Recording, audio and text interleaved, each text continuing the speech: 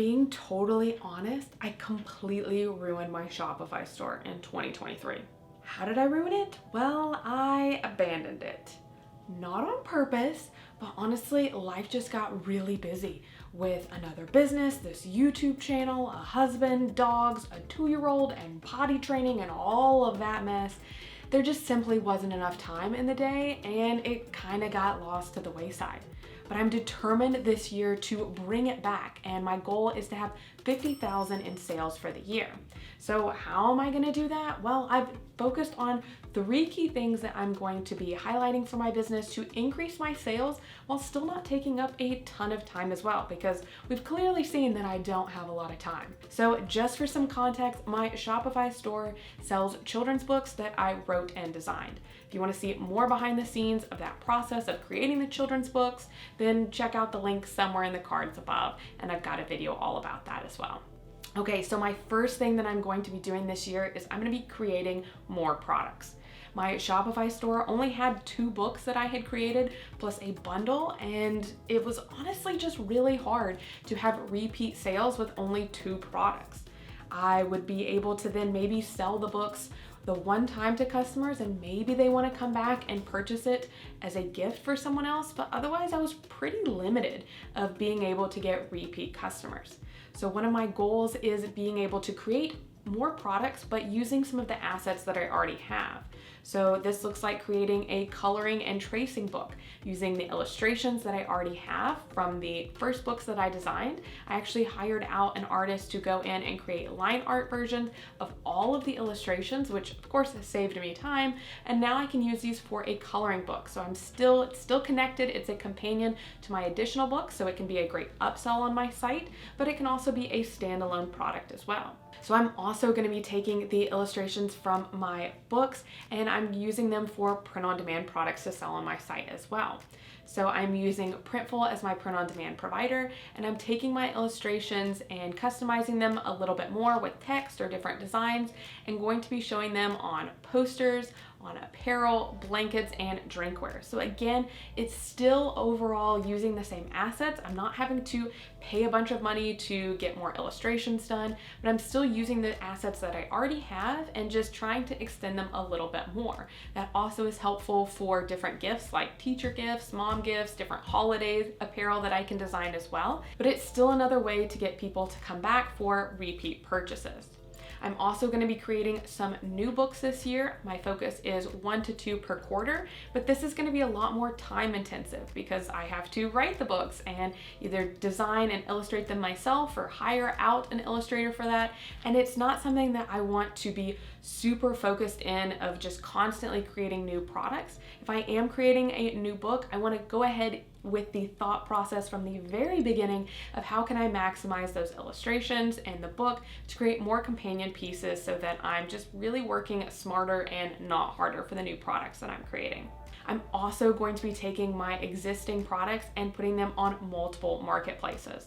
So last year I just had them on my Shopify store, and that means that I had to drive all of that traffic to my store, which is totally fine. But it can be helpful if you're going to an existing marketplace where customers are already shopping.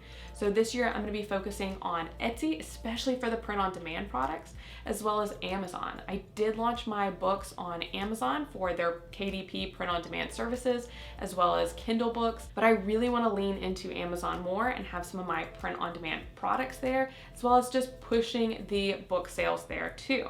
So with both of these platforms, I'm going to be trying out some paid ads for both Etsy and Amazon and really trying to optimize my products based on their keywords and the suggestions for each individual platform. Again, it does take time to get those set up with the different platforms, but I'm already creating the products once and putting them on my Shopify store so I can easily then connect in to different providers. Especially using print on demand, I am easily able to connect my existing products into a different store like Etsy as well.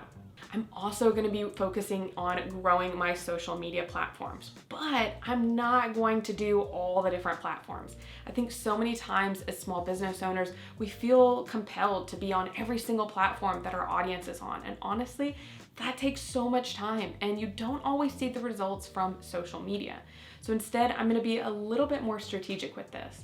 For organic platforms, I'm going to focus on YouTube and Pinterest because the content there lives forever, and both of them are just big search engines.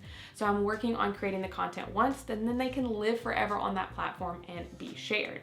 I just posted a video about why you should be using YouTube to grow your online store in 2024, so check out the card somewhere above to see more about why specifically YouTube. For paid ads, I'm gonna be focusing on Facebook and Instagram, and not really actually posting that much organically there, but using that more for the paid ads traffic for those platforms, because I know that my audience hangs out there, but I just don't have enough time in my schedule to be creating content for those platforms as well. I'm also gonna be using some influencer marketing. So I'm using them specifically for Instagram and Facebook because I don't have time on those platforms, and using influencers with existing audiences to try and grow the brands on those platforms and drive some product sales as well.